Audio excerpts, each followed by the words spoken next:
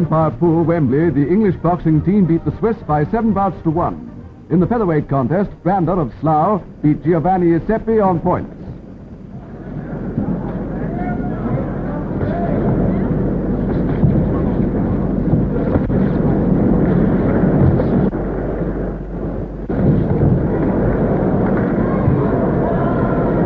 After that spirited display, Brander deservedly got the referee's verdict.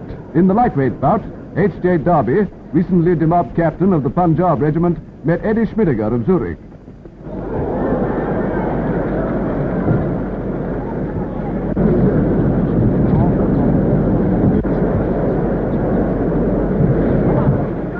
Darby was the winner. Now a middleweight bout by way of an extra. Private Warren versus W. Petter. Warren knocked his opponent through the ropes. There was more brawn than science about this lively contest.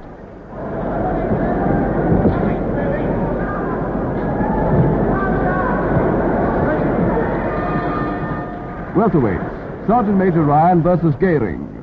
Ryan, boxing instructor for the Airborne Forces, has figured in several internationals and got the verdict as expected.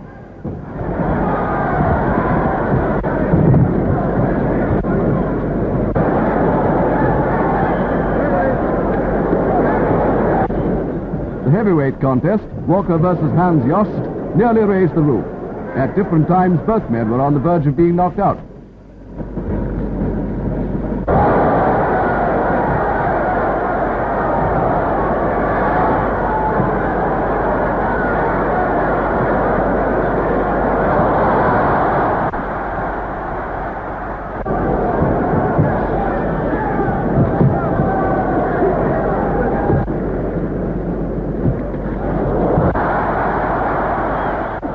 Neither of these men is going to flutter the heart of Joe Louis, but it was a lusty scrap, with Corporal Walker just getting the verdict.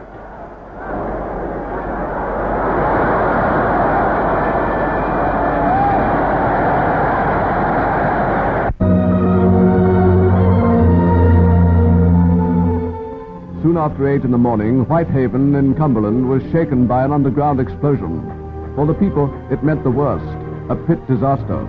Rescue gangs hurriedly mobilized at the Loka mine. Information had come to the surface that an explosion of fire damp had caused a fall of rock, behind which 15 men were trapped. Above them were the waters of the Solway Firth. The Loka is one of the Whitehaven mines whose workings extend under the sea. By now it seemed there could be no hope for those 15 miners, but along the workings, relay after relay of rescue men did all that was possible to get through. No human life rewarded that brave effort. The rescuers knew no men could still be living behind the fall of rock, but as each batch of first aid men came up, the pit cages took down another shift. There are no braver men than those who go through the deadly fire damp so long as any hope remains. Such heroism has once again uplifted the tragic history of death in the mines.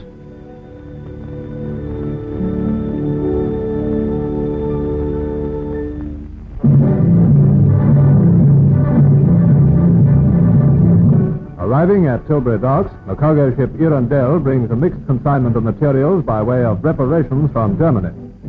Arms and military equipment form part of the cargo, and equally valuable are various pieces of machinery soon to play an active part in our own industrial recovery.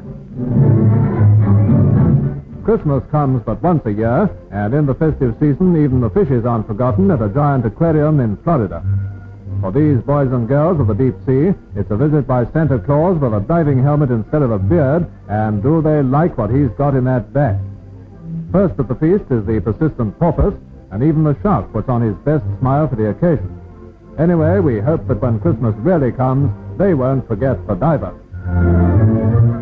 And across the North Sea, as a party of Netherlands miners get together with Welsh miners and their families in Glamorgan. In gratitude for Britain's help during the days of occupation, the Dutch miners have brought a gift of tulip bulbs to brighten the drabness of the mining areas. A warm-hearted gesture typical of our friends in Holland.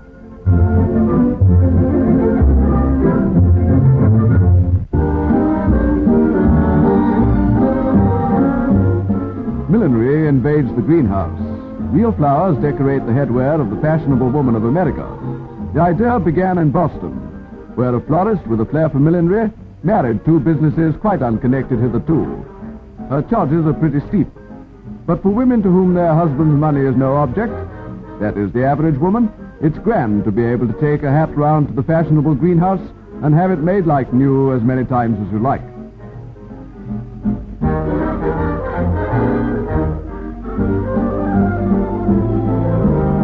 As flowers wilt, girls can't buy the trimmings too far ahead of the time they want to wear them, but the life of one of these living creations can be prolonged if it's kept in the fridge.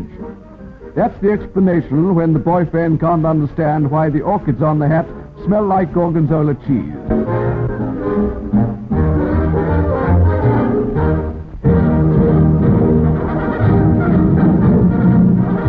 $45,000 spectators made up a record crowd for a varsity match at Twickenham and had great value for their money.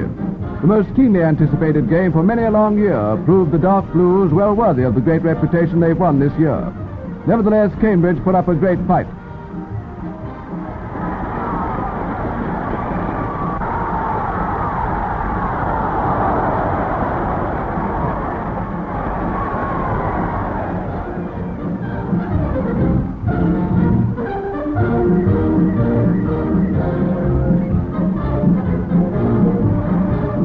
Points down as the result of a drop goal by Oxford, the Light Blues fought back, and in some scrambling play near the Oxford goal, Steele Bodger got the ball and dived over the line.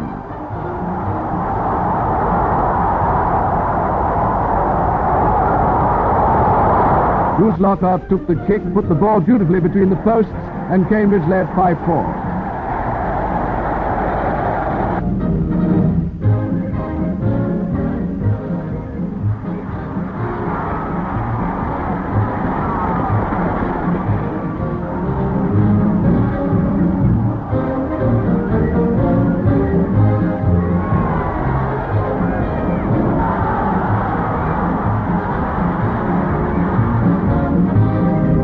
Just on half-time, Oxford secured the lead.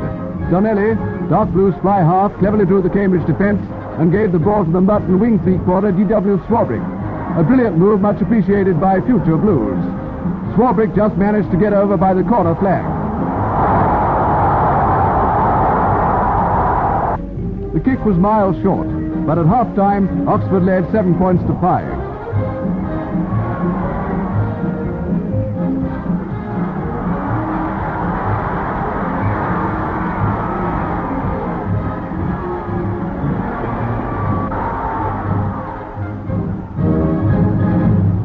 In the second half, Oxford added a goal and a try, Cambridge failed to score, and the Dark Blues won a grand match 15-5.